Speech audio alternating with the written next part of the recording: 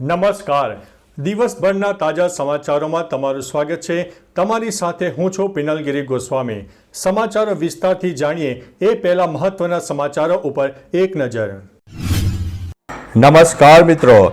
આજે તારીખ 18 ફેબ્રુઆરી 2025 વાર છે મંગળવાર. ત્યારે આજની વિડીયોમાં વાત થશે મહાશિવરાત્રી પહેલા શિવ ભક્તો માટે સારા સમાચાર સામે આવ્યા.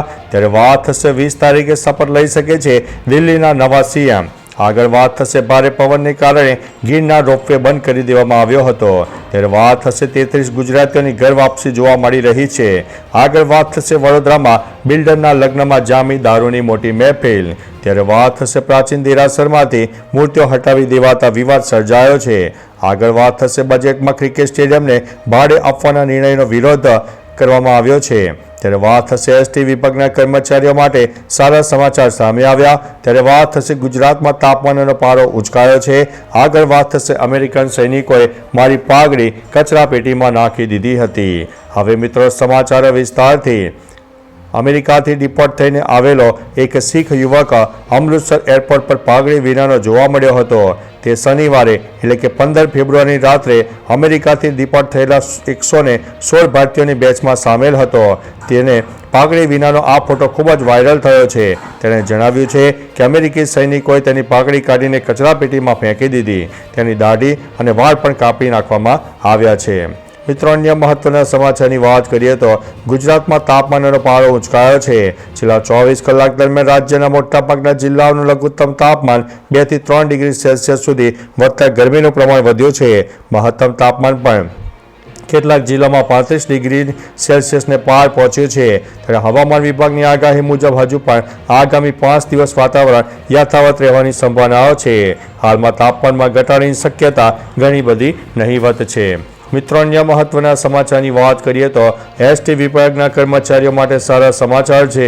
રાજ્યના મુખ્યમંત્રી અને વાહન વ્યવહાર મંત્રી હર્ષ સંઘવીએ એસટી નિગમના કર્મચારીઓ માટે સંવેદનશીલ નિર્ણય લીધો છે. જેમાં ચાલુ નોકરી દરમિયાન એસટી કર્મચારીઓનું મૃત્યુ થાય છે તો તેમના કુટુંબને રૂપિયા 14 લાખની સહાય આપવામાં આવશે તેમ ગુજરાત વાહન વ્યવહાર નિગમની યાદીમાં જણાવવામાં આવ્યું છે. મિત્રો અન્ય મહત્વના સમાચારની વાત કરીએ તો બજેટમાં ક્રિકેટ સ્ટેડિયમને ભાડે આપવાના નિર્ણયનો વિરોધ વ્યક્ત કરવામાં આવ્યો છે. રેસ કોર્સમાં વર્ષો જૂના માધવરાવ સિંધિયા ક્રિકેટ સ્ટેડિયમને ક્રિકેટ સિવાયના હેતુઓ માટે કોમર્શિયલી ભાડે આપવાનો નિર્ણય લેવામાં આવ્યો હતો. જોકે નિર્ણયના કારણે મેરેજ ફંક્શન, મ્યુઝિકલ ઇવેન્ટ અને અર્વાચીન રસોત્સવ જેવા કાર્યક્રમો માટે સ્ટેડિયમ ભાડે આપવાથી પીચ અને પેવેલિયનને મોટું નુકસાન થવાની દહેશત કોંગ્રેસે વ્યક્ત કરી છે અને આ નિર્ણય તાત્કાલિક રદ કરવા માંગ પણ ઉઠી છે. મિત્રો અન્ય મહત્વના સમાચારની વાત કરીએ તો પ્રાચીન દેરાસરમાંથી મૂર્તિઓ હટાવી દેવાતા વિવાદ સર્જાયો છે. અમદાવાદના ગોમતીપુર વિસ્તારમાં આવેલા પ્રાચીન જૈન દેરાસરમાંથી ટ્રસ્ટીઓએ રાતોરાત મૂર્તિઓ હટાવીને સિલજમાં લઈ જવાતા સ્થાનિક જૈન સમાજના લોકોમાં રોષ ફેલાયો છે અને મૂર્તિઓને પરત લાવવા માટે માંગ કરવામાં આવી છે. રવિવારે રાત્રિના સમયે પણ જૈન સમાજના લોકો સિલજ પહોંચ્યા હતા અને વિરોધ નોંધાવ્યો હતો.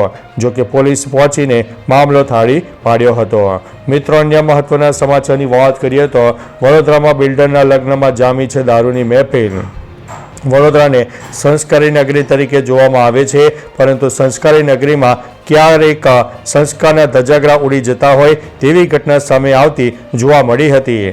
ગુજરાતમાં દારૂબંધી છે અને દારૂ ખુલ્લેઆમ આવે છે અને વેચાય પણ છે તે વાત પણ સત્ય હકીકત છે.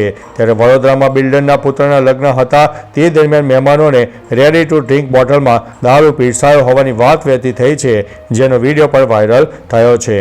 મિત્રો અન્ય મહત્વના સમાચારની વાત કરીએ તો 33 ગુજરાતીઓની ઘર વાપસી. અમેરિકાથી ડિપોર્ટ થયેલા 33 ગુજરાતીઓ પહેલા ચંદીગઢ પહોંચ્યા હતા. પછી 2 ફ્લાઇટમાં તેઓ અમદાવાદ આવ્યા. 33માંથી 4 પહેલા અમદાવાદ એરપોર્ટ પર આવ્યા. બાકીના 29 બપોરની ફ્લાઇટમાં આવી ગયા છે. આ બધા 33 લોકોની અમદાવાદ એરપોર્ટ પર વેરિફિકેશનની પ્રક્રિયા પૂર્ણ કરવામાં આવી હતી, તેથી તેમની ઘર વાપસી પણ થઈ છે. મિત્રો અન્ય મહત્વના સમાચારની વાત કરીએ તો ભારે પવનને કારણે ગિરનાર રોપવે બંધ કરવામાં આવ્યો હતો. જૂનાગઢના ગિરનાર પર્વત પર ભારે પવન ફૂંકાવાને કારણે રોપવે સેવા હાલમાં બંધ કરી દેવામાં આવી છે. 4 દિવસથી ભારે પવનને કારણે સંચાલન ઉપર તેની અસર પડી હતી, જેથી કોઈ દુર્ઘટના ન સર્જાય અને યાત્રીઓની સલામતીને ધ્યાનમાં રાખીને આ નિર્ણય લેવામાં આવ્યો છે. પવનની ગતિ સ્થિર થતાં રોપવેની સેવા ફરી શરૂ કરવામાં આવશે. હાલમાં રોપવે સેવા બંધ છે, જેથી યાત્રિકોએ તેની નોંધ લેવી. મિત્રો, અન્ય મહત્વના સમાચારની વાત કરીએ તો 20 તારીખે શપથ લઈ શકે છે દિલ્હીના નવા સીએમ. સમાચાર છે કે 20 ફેબ્રુઆરીએ દિલ્હીમાં ભાજપ તરફના નવા સીએમ શપથ લઈ શકે છે. દિલ્હીમાં ભાજપ જીત્યું પછી 15 ધારાસભ્યોને મહત્વના મંત્રી પદ માટે શોર્ટલિસ્ટ કરાયા છે. 19 ફેબ્રુઆરીએ ભાજપ વિધાનસભા પક્ષની બેઠક યોજાઈ શકે છે. સીએમ પદની રેસની વાત કરીએ તો આમાં પ્રવેશવરમાં સૌથી આગળ છે આશિષ ચૌદ, રેખા ગુપ્તા, વિજેન્દ્ર ગુપ્તાનું નામ પણ આ રેસમાં સામેલ છે. મિત્રો, અન્ય મહત્વના સમાચારની વાત કરીએ તો મહાશિવરાત્રિ પહેલાં શિવ ભક્તો માટે સારા સમાચાર છે. મહાશિવરાત્રિ એ શિવ ભક્તો માટે મોટો અને ખાસ તહેવાર છે. આ મહાશિવરાત્રિ પર ભક્તો સોમનાથ મહાદેવની ખાસ પૂજા કરી શકે છે. ભક્તો ઘર બેઠા માત્ર 25 રૂપિયામાં બિલ્વ પૂજા કરી શકશે. આ માટે રજિસ્ટ્રેશન પ્રોસેસ કરવાની રહેશે. સોમનાથ ટ્રસ્ટે ફરી એકવાર 25 રૂપિયામાં બિલ્વ પૂજા સેવા પ્રારંભ કરી છે, જેનો લાભ ઘણા શિવ ભક્તો પણ લઈ શકે છે. તો ચાલો મિત્રો, ફરીથી દેશ અને દુનિયાના સુપરફાસ્ટ સમાચાર લઈને મળતા રહીશો. ત્યાં સુધી અમને રજા આપશો. નમસ્તે.